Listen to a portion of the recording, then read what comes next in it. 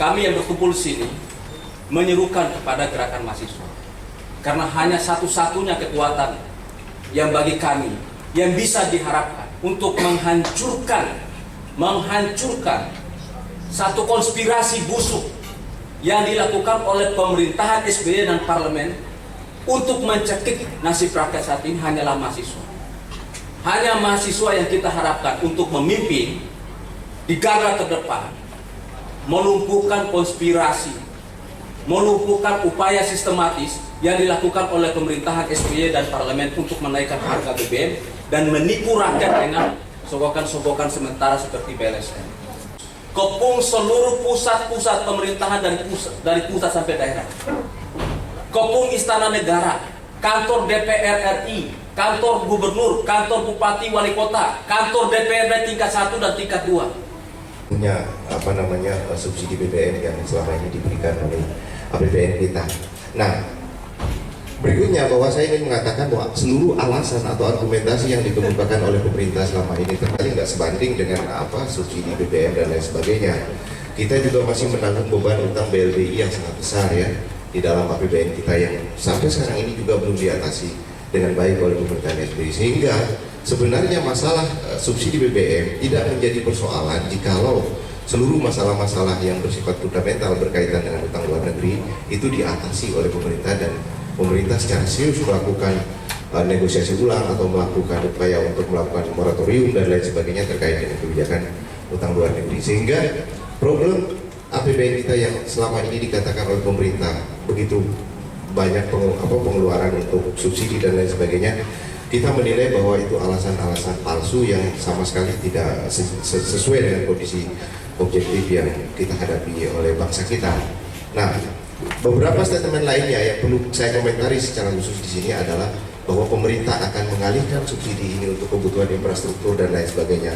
Saya tegaskan sekali lagi bahwa seluruh alasan itu adalah kebohongan belaka. Program-program itu di bawah teknikal asistennya Bank Dunia dan ADB dan dibiayai oleh kedua lembaga keuangan tersebut.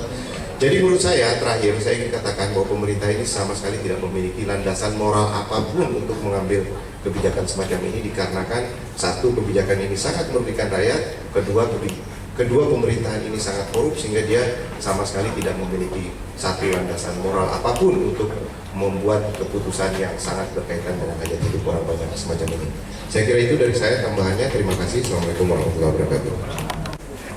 Di samping saya sebagai ini, saya calon legislatif juga saya ketua umum Relawan Perjuangan Demokrasi organisasi saya dari PDI Perjuangan. Nah, jadi dalam pengamatan selama 9 tahun kepemimpinan SBY ini, bagi kami pemerintahan ini sudah sangat tidak kredibel untuk menjalankan dan menyelenggarakan pemerintahan yang diamanatkan oleh konstitusi atau Undang-Undang Dasar Negara Republik Indonesia. Nah, tadi sudah diulas banyak tentang kenapa kenaikan BBM itu harus ditolak, kenapa bantuan langsung sementara untuk masyarakat itu juga sebagai bentuk politik suap yang sudah disampaikan kawan-kawan tadi. Nah, ketidakkredibelan dari pemerintahan SBY ini pertama adalah dia tidak memiliki sebuah konsepsi pemerintahan yang dibangun untuk kesejahteraan rakyat. Nah, segala sesuatunya dia lakukan berdasarkan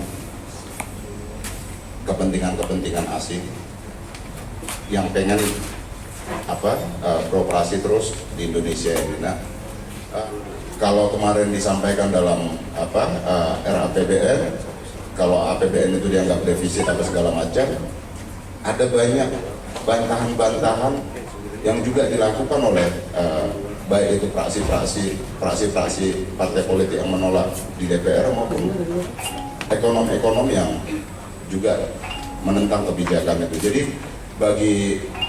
bagi kami, kenapa kenaikan BBM ini harus ditolak, itu tadi argumentasinya sudah sangat jelas. Kenapa BLSM itu juga harus ditolak, argumentasinya tadi sudah jelas disampaikan kawan-kawan. Nah, tinggal selanjutnya adalah bagaimana kami menyusun gerakan penolakan dari luar parlemen. Saya rasa itu sebagai pengantar dari saya. Terima kasih.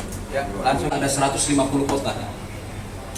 Gerakan mahasiswa akan melakukan unjuk rasa bersama kekuatan buruh dan juga beberapa elemen petani untuk menolak kenaikan harga BBM.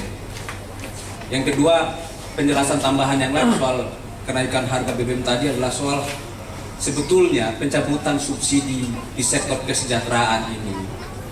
Alasan utamanya karena subsidi di sektor kesejahteraan, subsidi energi, subsidi pendidikan, subsidi kesehatan, subsidi untuk sembako murah itu mengganggu ekspansi dan persaingan bisnis oleh perusahaan-perusahaan multinasional korporasi yang menjalankan bisnis minyak, bisnis pendidikan, bisnis kesehatan, dan juga bisnis sembako.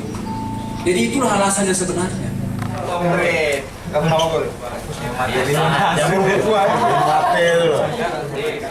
Jadi Pak Prabowo Subianto sendiri pun masih belum memutuskan apakah akan mendukung.